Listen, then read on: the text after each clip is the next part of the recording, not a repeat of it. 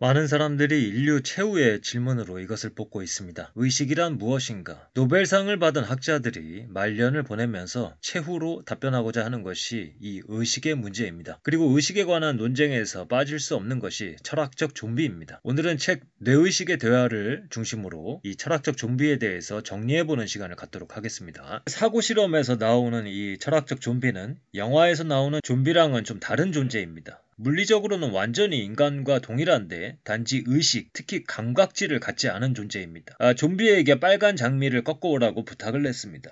좀비가 빨간 장미꽃을 꺾어왔습니다. 겉으로 보기에 이 좀비는 빨간 장미꽃을 인지한 것으로 보입니다. 빨간색이 좀비의 눈을 통과하여 망막에 닿았습니다. 그리고 시각세포가 이 빨간색에 해당하는 빛을 신경신호로 바꿔서 시각 중추에 전달하였습니다. 이런 과정이 일어났지만 이 좀비에게는 빨간색 그 자체를 경험하는 감각질은 빠져 있습니다. 즉 물리적, 화학적, 기능적으로는 인간이랑 똑같이 행동하고 반응하지만 빨간색이라는 경험 자체에만 없는 것입니다. 우리가 컴퓨터로 어떤 피자 재료들에 대한 데이터를 처리해서 피자라는 결과물을 프린트해서 내놓았다고 가정을 하죠. 그러나 컴퓨터가 피자 자체의 맛을 느끼는 것은 아니죠.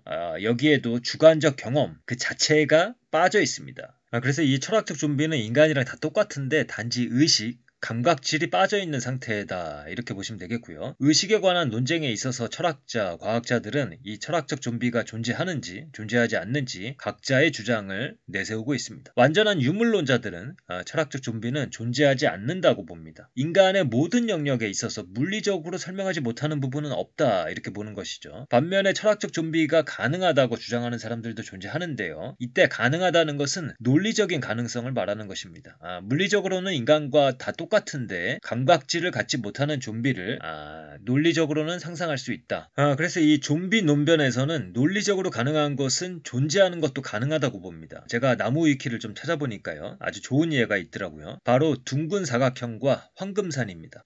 둥근 사각형은 개념적으로 불가능한 존재입니다. 반면에 황금산은 현실에서는 찾아볼 수는 없지만 논리적으로는 가능한 존재이고 있을 수 있는 존재이다. 이렇게 볼 수 있겠습니다. 이 철학적 좀비에 대해서 반대하는 사람들은 좀비는 마치 둥근 사각형 같은 것이다. 논리적으로도 불가능한 존재이다 라고 보는 것이고 반대로 찬성하는 사람들은 황금산 같은 존재이며 논리적으로는 가능한 존재이며 이로써 물리적으로는 완전히 설명할 수 없는 부분이 논리적으로 열린다고 보는 것입니다. 존 썰은 철학적 좀비가 가능하다고 봅니다. 철학자입니다. 바로 그거다. 다리가 아닌 바퀴로 움직이는 동물이 상상은 가능하지만 여러 이유로 인해 진화하지 못했듯이 진화가 좀비가 아닌 의식을 택한 것을 보면 좀비가 진화하기 어려운 이유가 있는 것이 분명해 보인다. 아까 황금산보다 바퀴로 움직이는 동물이 더 좋은 사례가 될 수 있을 듯 합니다. 바퀴로 움직이는 동물은 현실에 존재하지는 않지만 논리적으로는 존재할 수 있습니다. 마찬가지 의미에서 철학적 좀비는 존재 가능합니다. 그것은 곧 물리적으로 온전히 설명할 수 없는 부분이 있다는 것입니다.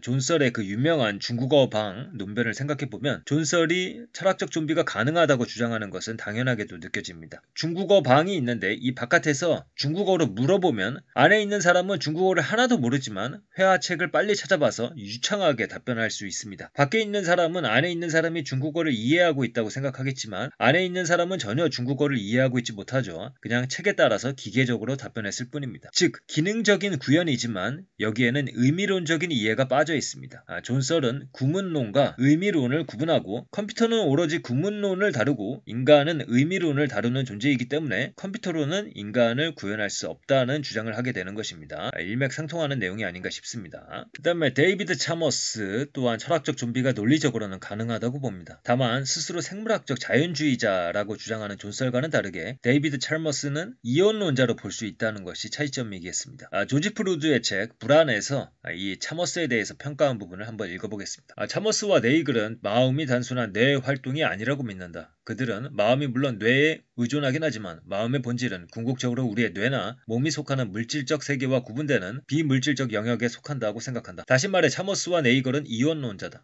차머스는 자신이 자연주의적 이원론자 또는 과학적 이원론자라고 주장을 한다. 의식은 뇌 너머에 있으며 뇌는 물질 세계에서 의식이 타는 자동차에 불과하다. 그리고 의식 그 자체는 물질적 사건이 아니기 때문에 뇌를 연구해도 현상적 경험의 본질은 드러나지 않는다. 뇌 연구로 의식의 신경상관물은 드러낼 수 있지만 의식 그 자체는 드러낼 수 없다. 네드블록은 좀비를 두 가지로 구분을 합니다. 첫 번째는 인간과 물질적인 기반이 다른데 기능적으로만 동일한 형태의 좀비입니다. 이런 좀비는 존재 가능하다고 봅니다. 즉 실리콘 베이스로 인간을 구현했을 때 기능적으로는 인간과 동일하지만 인간과 같은 현상적 경험은 하지 않는 인공지능을 상상할 수 있습니다. 네드블록은 기능주의를 반박하기 위해서 중국 민족 논변을 고안한 것인데요. 우리 뇌 안에 여러 신경세포들이 존재하고 신경세포들의 상호작용으로 하나의 뇌로 여러 기능들을 수행하고 여기에 의식이 떠오르게 됩니다. 그리고 여기 중국인들이 있습니다. 개개의 중국인들이 인공위성과 휴대전화를 통해 신경세포 수준의 상호작용을 구현했다고 하죠. 그렇다고 해서 이 중국 민족에게 하나의 거대한 단일한 의식이 떠오를까요? 아닐 것 같죠. 여기에 하나의 현상적인 경험은 없습니다. 이런 논리를 통해서 말하자면 실리콘 베이스에 어떤 계산적 기능을 구현하는 인공지능을 구현했다고 해서 인간의 현상적 경험을 구현했다고 볼 수는 없다는 식으로 기능주의를 반박하고 있는 것이고요. 요컨대 이 첫 번째 좀비의 가능성을 통해서 기능주의를 논박했다. 그리고 본인의 주장에 따르면 이런 논변이 존설의 중국어방 논변에도 영향을 끼쳤다고 합니다. 반면에 인간과 물리적으로 동일한 기반을 갖지만 현상적 경험은 없는 두 번째 좀비, 즉 오늘의 주제인 철학적 좀비는 존재할 수 없다고 보고 있습니다. 물리적 기반이 같으면 동일하게 현상적 경험을 가질 것이라고 보는 것이죠.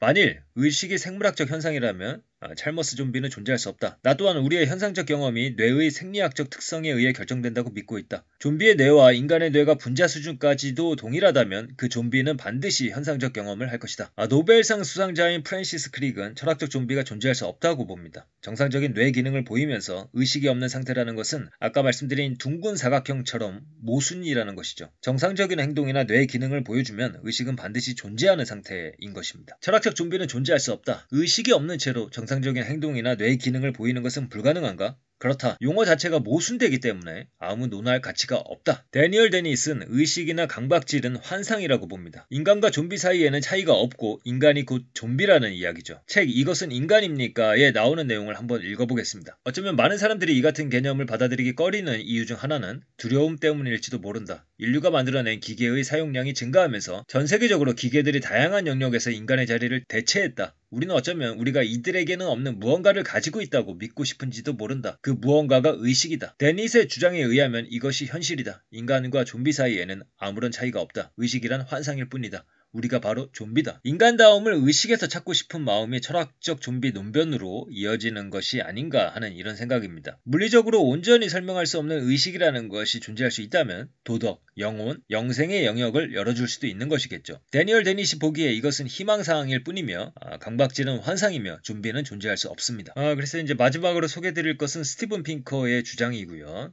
이 주장이 좀 균형 잡혀 있다라고 생각이 되기 때문에 마지막으로 소개를 드립니다. 마음은 어떻게 작동하는가에서 나오는 내용입니다. 강박질을 과학적으로 설명하지 못하고 있다고 해서 강박질을 완전히 부정할 수는 없을 것 같습니다. 강박질은 스티븐 핑커의 말에 따르자면 도덕적 추론의 기반입니다. 한번 읽어보겠습니다. 적어도 현재로서는 어느 누구도 강박력을 야기하는 별개의 특별 요소를 과학적으로 추적하지 못하고 있다. 과학적 설명이 가능한 범위에서 강박력은 존재하지 않을 수도 있다. 그러나 강박력에 대한 과학적 설명이 없다는 것은 강박력이 아예 존재하지 않는다고 말하는 것과 동일하지 않다. 나는 다른 사실에 대해서만큼이나 내가 강박한다는 사실을 확신하며 당신도 그와 똑같이 느낄 것이라 확신한다. 비록 강박력에 대한 내 호기심은 결코 충족되지 않겠지만 그렇다고 해서 내가 스스로 강박력이 있다고 생각할 때 그로 인해 혼란에 빠지는 일은 결코 없을 것이다. 그리고 우리는 우리의 담론에서 강박력을 몰아내거나 그것을 정보 접근으로 환원시킬 수 없다. 도덕적 추론이 그것에 의존하기 때문이다. 고문은 잘못된 일이고 로봇을 못쓰게 만드는 것은 재산 손괴 행위이지만 사람을 못쓰게 만드는 것은 살인 행위라는 확신의 기초에는